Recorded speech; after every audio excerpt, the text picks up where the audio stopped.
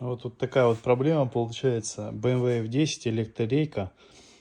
Получается, при открытии или при закрытии машины через какое-то время начинает гудеть рейка, электромотор.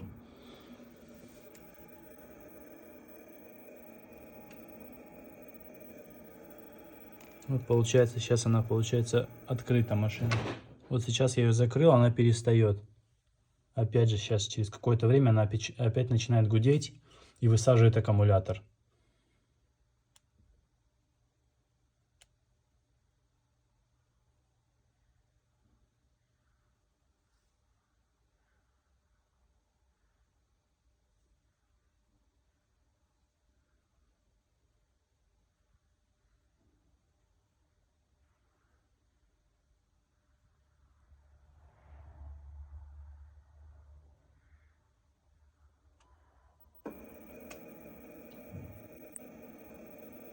Ну что-то там получается в машине сейчас щелкнуло.